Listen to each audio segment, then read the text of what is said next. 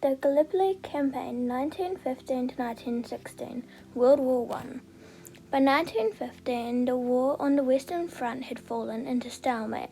The Allied powers fighting in Belgium and France were conspiring opening on a new front. In January 1915, Grand Duke Nicholas of Russia had appealed to Britain for assistance against the Ottoman Empire, a member of the Central Powers which had invaded the Caucasus. A naval expedition was launched by the Allied to capture the Dardanelles Strait, a passage that connects the Aegean Sea and the Sea of Marmara, the northwest Turkey, and beyond that, the Black Sea. If they were successful in their goal, the Allies could link up supply routes with Russia and knock the Ottoman Empire out of the war. Furthermore, as First Lord of Admiralty, Winston Churchill proposed opening another front that would dilute German forces as they supported the depleting Ottoman and Turkish army. British Admiralty Winston Churchill pushed for a naval attack on the Dardanelles with a bombardment by the British and French battleships on February 19, 1915, and resumed on the 25th because of bad weather.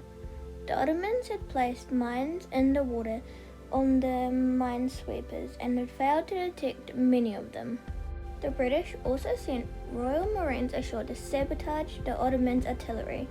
On March the 18th, Allied battleships entered the straits, fired from the Turks, and undetected mines sank 3 of the ships and damaged 3 others.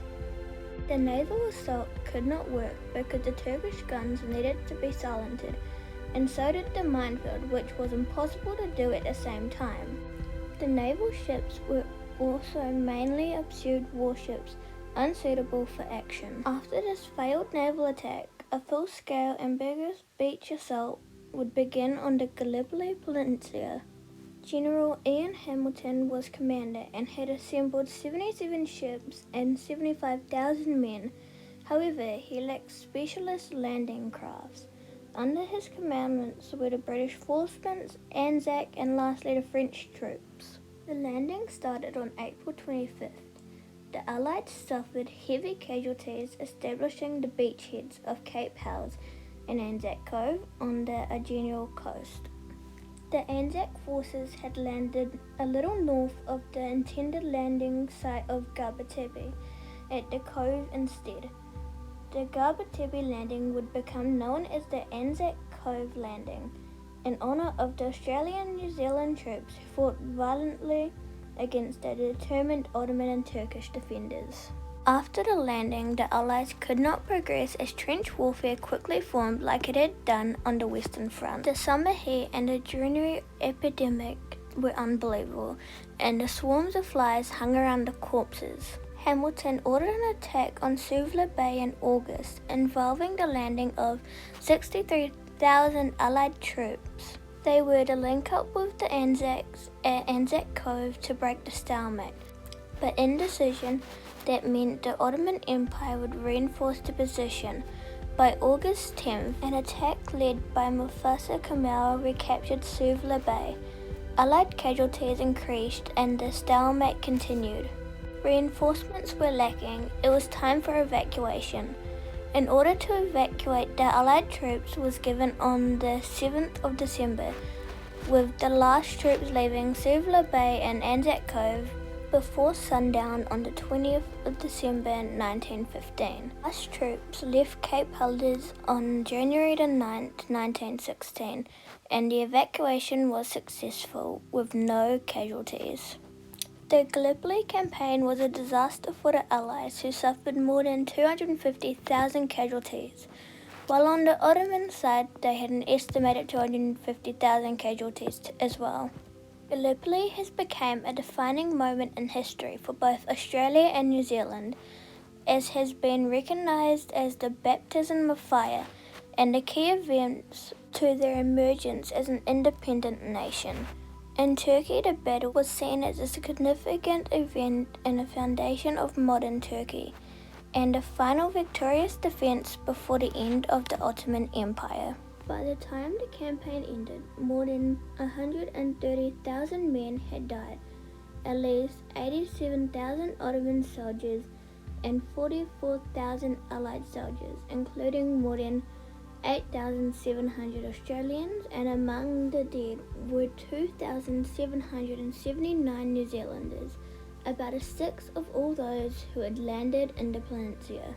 One of the headstones commemorates Ricaro resident Private Martin Andrew Parsons, aged 17, who obviously gave a fake age when he signed up and left New Zealand with the 4th Reinforcement. All recruits were supposed to be 21 or over.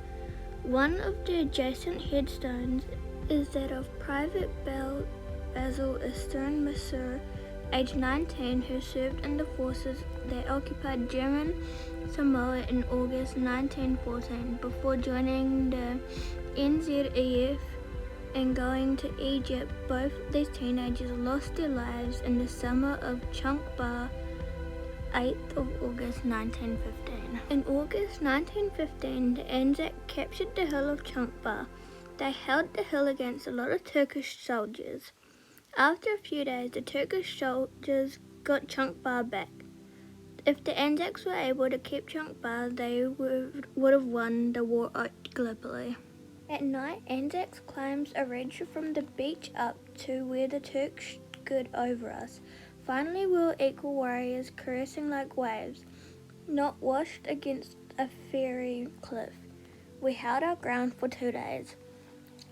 At daybreak, their leader, a great man with a pocket watch and a whip, rose up its men, surged towards us, firing from the motherlode, and we fell like grain.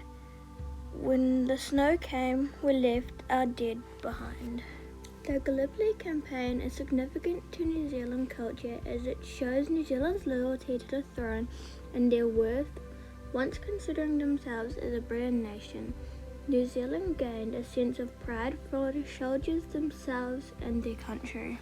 Although the Gallipoli Campaign in 1915 was an unsuccessful military operation during the First World War, its great significance for New Zealand in 1915 was an unsuccessful attack by Entente Powers Navy on the Dardanelles Straits led to New Zealand's involvement in the campaign. Many New Zealanders observe Anzac Day on April 25th. It commemorates the landing of the Aussies and New Zealand's Army Corps at Gallipoli. Turkish during the World War I. In 1915, this event also observes that Australia remembers all New Zealanders who served their country in the war and conflict.